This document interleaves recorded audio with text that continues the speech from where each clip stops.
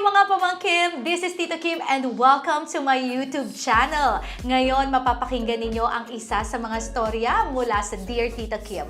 But before anything else, please do subscribe and hit that notification bell para updated kayo araw-araw. Enjoy!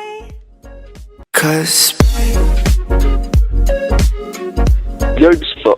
George from Mindoro. Ako. Okay, George, ilang taon ka na, George? 22 po. Deep na po kasi alam mo, may girlfriend mo kasi ako. Parang kalitin ko na rin po. Kaya lang, sinisipon kasi ako eh. Gusto ko na wait lang ah. So, may jowa ka, tapos? Parang kalitin ko naman po siya. O, ilang taon na?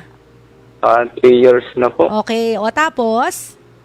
Tapos yung parang yung meron mo siyang boyfriend niya.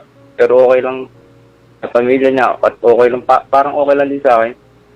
Bakit mo nasabing parang may boyfriend siya? Anong criteria? Paano mo nasabing may boyfriend siya? Nakita ko po sa Facebook ko. Tapos nakikita ko rin yung mga yung hindi ko siya napasok minsan.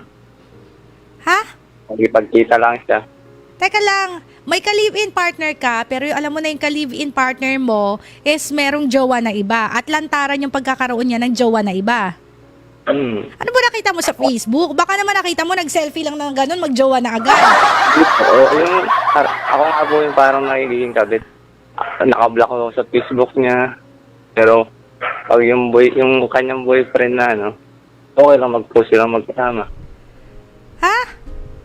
Ano ba paano mo na, teka lang, dito muna tayo, gusto ko lang malinawan. Paano mo nasabi na boyfriend niya talaga yon? Ex po niya yun. O ex niya, o bakit mo nasabi na hanggang ngayon boyfriend niya yon? Nababasa ko naman sa Ano ang nababasa mo? may mga I love you Saan ang I love you-han? Saan mo nakita? Sa Facebook po. Sa yung mga Facebook? post sila. Ibig sabihin sa comment section, nakikita mo doon nagpapalitan sila ng I love you, tapos may mga pictures sila together. Tapos ikaw nakatotoong ka-live-in partner, ikaw naka-black. Nakablock po. Tinanong mo ba siya bakit ganon? Siya po nagagalit pa eh. Ba't nagagalit siya? Hindi ko po alam.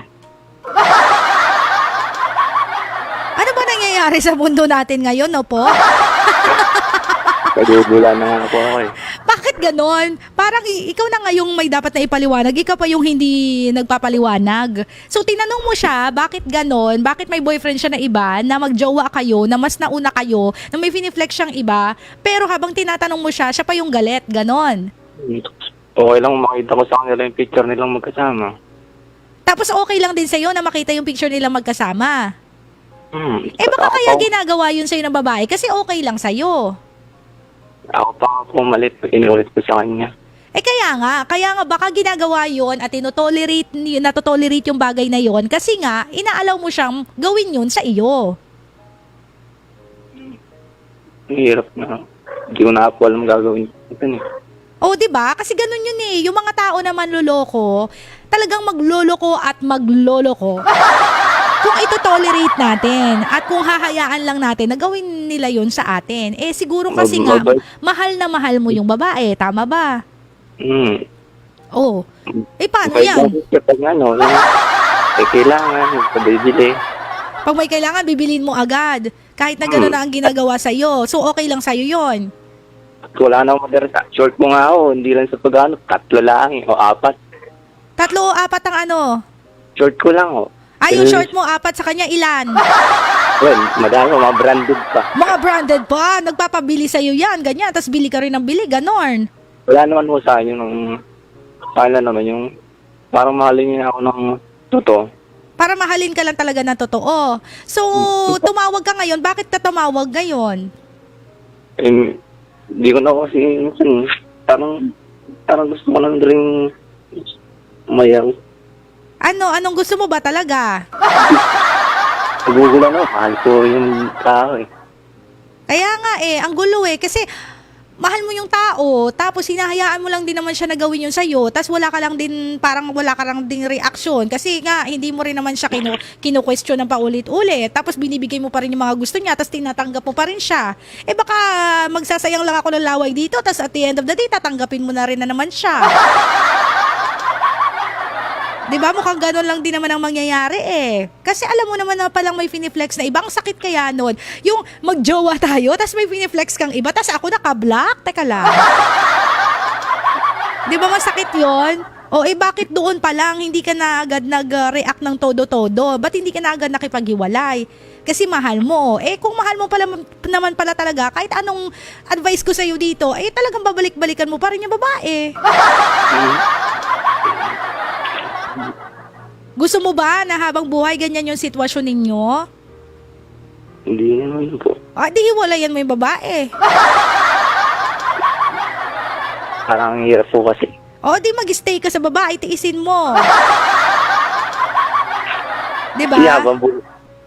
Diba? Ganun lang naman yon. Dalawa lang naman ang choice natin dyan. Manatili tayo doon sa babae at hayaan natin ulit yung babae na gawin pa ulit-ulit yung mga ginagawa niyang pananakit sa'yo, or kumalas ka doon sa relasyon at ipakita mo doon sa babae na may value ka rin bilang isang lalaki, may pride ka rin bilang isang lalaki, at baka naman may dumating na mas better, diba? Mas na better pa.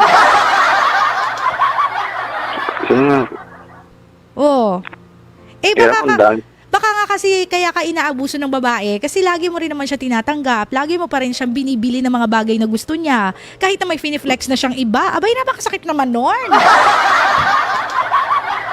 Diba? Okay na ho parang okay na rin ho sa pamilya nila. Parang napagod na rin yung pamilya niyang boto po sa yung magulang niya. Parang napagod na rin yung magulang niya. Okay na rin sa magulang niya. Pero yung boyfriend niya kaya anak. Wala akong pakialam sa magulang nila, may pakialam ako sa'yo.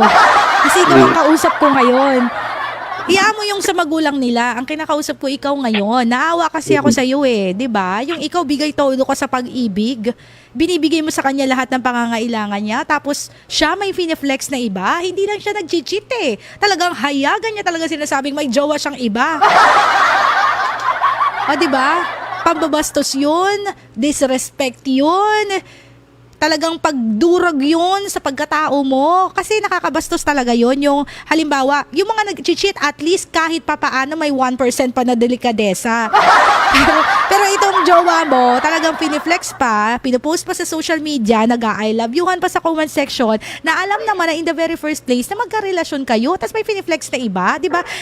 Lantaran yung pagdurog ng pagkatao mo. So ako, naawa ako sa'yo. Pero kung talagang mahal mo yung tao, gusto mong magpaapi, gusto mong padurog ng pagkatao mo, di go!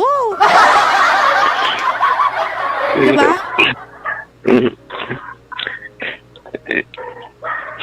Wala na rin yung makausap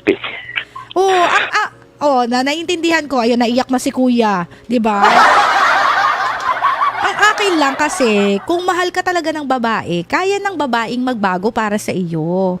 'Di ba? Kung mahal ka talaga. Siguro sometimes or one time in your life, iparamdam mo din doon sa babae yung pagkawala mo. What I mean, hindi ko sinasabing mawala ka sa mundo Ang sinasabi ko, minsan ilayo mo yung sarili mo sa kanya. Kasi baka hindi niya nare-realize yung worth mo kasi lagi kang nandiyan sa kanya, tanggap ng lahat ng mga sakit na binibigay niya sa buhay mo. At saka alam ninyo, tayo minsan, we are so blinded by love na feeling natin mahal na natin yung isang tao na hindi na natin kayang mabuhay pag nawala siya.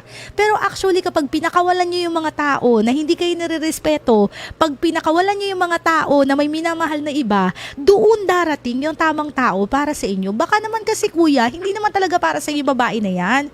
Kasi naniniwala ako na hindi ka naman ipinanganak sa mundo para pagpasakitan ng ganyan. Diba?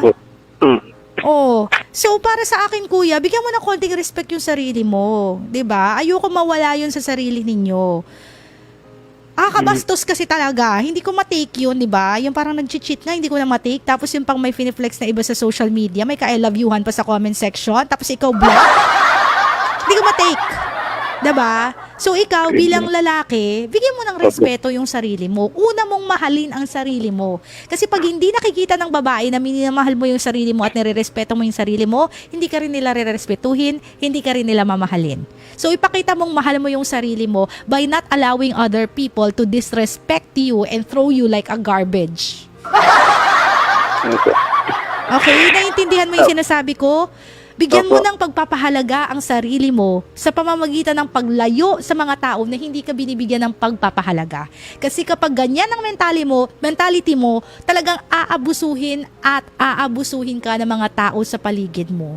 Mahalin mo yung sarili mo, pahalagahan mo yung sarili mo, huwag kang papayag na ganon. Kasi pag pumapayag ka na ganon, uulit-ulitin lang yan na gagawin kang isang laruan. 'Di ba? Ano yun, habang buhay, laruan ka na lang, nababalikan lang kapag may pinagsawaan na? Hindi ko. 'Di ba? Oo, masakit kuya, pero alam mo mas masarap magmahal ng taong mahal ka rin. So sana kung magmamahal tayo, ibibigay natin yung lahat-lahat ng meron tayo doon na sa taong kaya rin tayong mahalin. Masakit yan ngayon, pero huwag kayong matakot pakawalan yung mga tao na matagal nang gustong kumawala sa inyo. Okay? Opo. Kasi maraming better na babae. Maraming mga babaeng maayos magmahal. Maraming mga babaeng mas maganda, mas sexy, mas okay. Maghanap kayo ng mga taong ganon. Huwag yung isisiksik ninyo yung sa sarili ninyo doon sa mga tao na wala namang respeto sa inyo. Opo. Okay? Hello po. Oh, kuya, tatagan mo ang iyong kalooban, ha? Okay lang yan. Iiyak mo lang ng iiyak. Pero maniwala ka sa akin. Darating ang oras, may taong magmamahal sa'yo, higit-higit pa sa inaasahan mo. Opo. Thank you po. Alright? Thank you po. Salamat. Ayan, nakakalungkot naman itong istorya ng ating third caller. 'Di ba? Nakakaiyak. Ay, naintindihan nyo ba yung sinasabi ko ng paulit-ulit dito? 'Di ba? Kailangan mo bigyan ng pagpapahalaga yung sarili mo by not allowing other people to hurt you. Because while you are allowing them to hurt you, nawawalan ka ng dignidad, nawawalan ka rin ng respeto sa sarili mo. Hanggang sa hayaan mo na lang yung ibang tao na abusuhin ka. At kapag inaabuso ka ng inaabuso, liliit ang pagtingin sa iyo ng tao hanggang sa hindi ka na talaga nila tuluyang respetuhin at babuyin ka na talaga ng tuluyan. Gusto niyo bang mangyari sa inyo yun? So, kung meron mang unang tao na dapat magmahal sa inyo, kayo yun. At kung meron mang unang tao na dapat respeto sa inyo, kayo yun. Kung meron mang unang tao na dapat magtanggol sa inyo, kayo yun. Pero kung hinahayaan nyo lang na araw-araw kayong abusuhin ng iba, walang mangyayari sa buhay ninyo.